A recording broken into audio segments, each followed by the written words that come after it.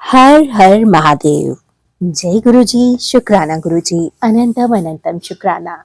आइए संगत जी, गुरु जी की कृपा के अनुसार आज फिर से हम शिव पुराण के अगले अध्याय की तरफ अपना ध्यान केंद्रित करते हैं। मैं ध्यान पूर्वक पढ़ने का प्रयत्न करूंगी और आप ध्यान पूर्वक उसे सुनने और समझने की कोशिश कीजिएगा। संगत जी, पाठ को शुरू से अंत तक बेहद ध्यान पूर्वक सुना कीजिए।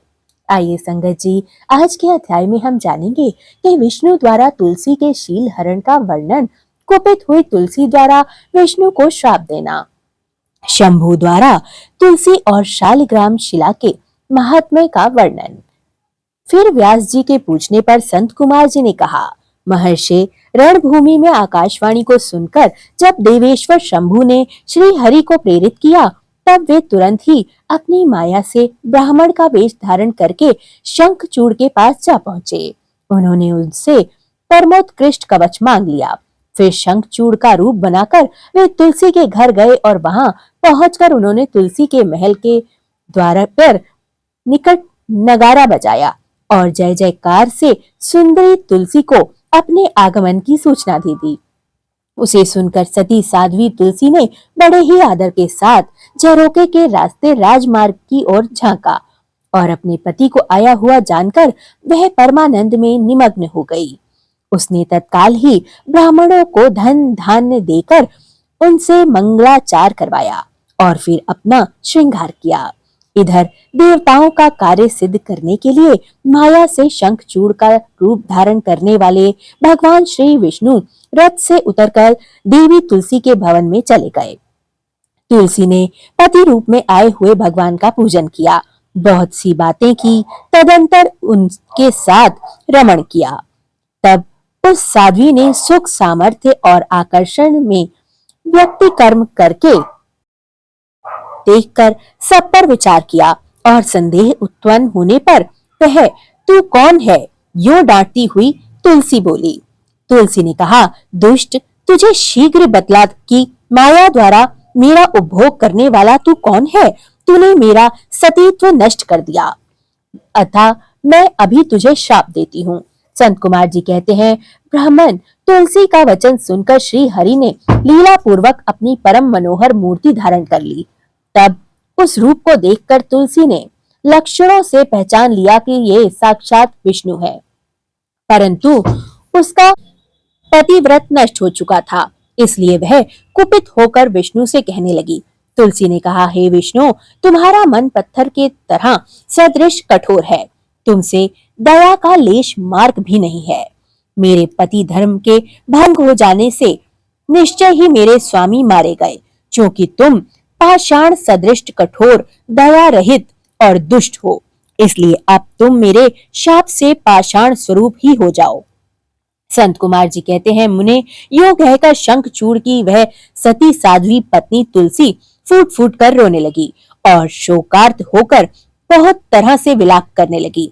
इतने में वहां भक्त वत्सल भगवान शंकर प्रकट हो गए और उन्होंने समझाकर उस देवी को कहा, हे देवी, अब तुम दुख को दूर करने वाली मेरी बात सुनो और श्री हरि भी स्वस्थ मन से उसे श्रवण करें, क्योंकि तुम दोनों के लिए जो सुख कारक होगा वही मैं कहूंगा। हे भद्रे, तुमने जिस मनोरथ को लेकर तप किया था उसी तपस्या का फल है, भला वह अन्यथा कैसे हो सकता है। इसलिए तुम्हें उसके अनुरूप ही फल प्राप्त हुआ है। अब तुम इस शरीर को त्याग कर दिव्य देह धारण कर लो और लक्ष्मी के समान होकर नित्य श्री हरि के साथ वैकुंठ में रहो और विहार करती रहो। तुम्हारा यह शरीर जिसे तुम छोड़ दोगी नदी के रूप में परिवर्तित हो जाएगा। वह नदी भारत वर्ष में पुण्य रूपा गंडकी नाम से प्रसिद्ध होगी। महादेवी कुछ काल के पश्चात मेरे वर के प्रभाव से देव पूजन सामग्री में तुलसी का प्रधान स्थान हो जाएगा।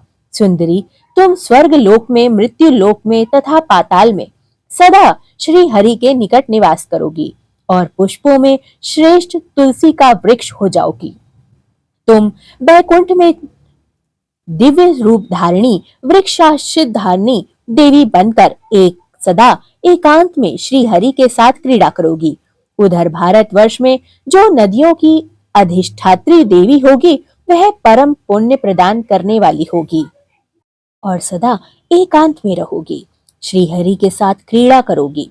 उधर भारतवर्ष में जो नदियों की अधिष्ठात्री देवी होगी वह परम पुण्य प्रदान करने वाली होगी और श्री हरि के अंग और अंशभूत लवण सागर की पत्नी बनोगी तथा श्री हरि भी तुम्हारे शापवश पत्थर का रूप धारण करके भारत में गंडक की नदी के जल के निकट निवास करेंगे। वहां तीखी दाढ़ी वालों करोड़ों भयंकर कीड़ों और उस पत्थर को काटकर उसके मध्य में चक्र का आकार बनाएंगे। उसके भेद से वह अत्यंत पुण्य प्रदान करने वाली शालिग्राम शिला कहलाएगी और चक्र के भेद से उसका लक्ष्मी नारायण नाम भी होगा। श्री विष्णु शालिग्राम शिला और वृक्ष स्वरूपिणी तुलसी का समागम सदा अनुकूल तथा बहुत प्रकार के पुण्यों की वृद्धि कराने वाला होगा। भद्रे, जो शालिग्राम शिला के ऊपर से तुलसी पत्र को दूर करेगा उसे जन्मांतर में स्त्री वियोग की प्राप्ति होगी तथा जो शंख को दूर करके तुलसी पत्र को हटाएगा वह भी भार्याहीन होगा और 7 जन्मों तक रोगी बना रहेगा। जो महाज्ञानी पुष्प शालिग्राम शिला तुलसी और शंख को एकत्र रखकर उनकी रक्षा करता है वह श्री हरि का प्यारा होता है। संत कुमार जी कहते हैं, व्यास जी, इस प्रकार कहकर शंकर जी ने उस समय शालिग्राम शिला और तुलसी के परम पुण्यदायक महात्म्य का वर्णन कर दिया। तत्पश्चात वे श्री हरि को तथा तुलसी को आनंदित करके अंतर ध्यान हो गए। इस प्रकार सदा सत्पुरुषों का कल्याण करने वाले शंभु अपने स्थान को चले गए। इधर शंभु का कथन सुनकर तुलसी को बड़ी प्रसन्नता हुई। उसने अपने उस शरीर का त्याग करके दिव्य रूप धारण कर लिया। तब कमलापति विष्णु के उसे साथ लेकर बैकुंठ को चले गए। उसने छोड़े हुए शरीर को गंडकी नदी में प्रकट हो गई और भगवान अच्युत भी उसके तट पर मनुष्यों को पुण्य प्रदान करने वाली शिला के रूप में परिणित हो गए। मुने उसमें कीड़े अनेक प्रकार के छिद्र बनाते रहे। उनमें जो शिलाएं गंडकी नदी में जल में गिरी रहीं वे परम पुण्यप्रद होती रहीं और जो स्तर पर रहीं उन्हें पिंगला कहा जाने लगा और वे प्राणियों के लिए संताप कारक होती गईं। व्यास जी, इस प्रकार तुम्हारे प्रश्न के अनुसार मैंने शंभु का सारा वृत्तांत कह सुनाया जो पुण्यप्रद तथा मनुष्यों की सारी मनोकामनाओं को पूर्ण करने वाला है। तुम्हें सुना दिया है। यह पुण्य आख्यान जो विष्णु के महात्म्य से संयुक्त तथा भोग और मोक्ष का प्रदाता है तुमसे वर्णन कर दिया है। अब और क्या सुनना चाहते हो? हर हर महादेव। जय गुरु जी, शुक्राना गुरु जी, सर्वदा भला गुरु जी। हे महादेव, यह पाठ जिस जिस घर में पढ़ा या सुना जाए उस घर में कभी कोई रोग, अकाल मृत्यु या काल प्रवेश न कर पाए। उस घर में सदा अन्न, जल, धन, धान्य के भंडारे भरे रहें और सदा माँ लक्ष्मी का वास, महाविष्णु का की कृपा और गुरुजी आपके अमृत वर्षा की छींटें उस परिवार पर सदा बरसती रहें। जय गुरुजी, शुक्राना गुरुजी, सर्वदा भला गुरुजी।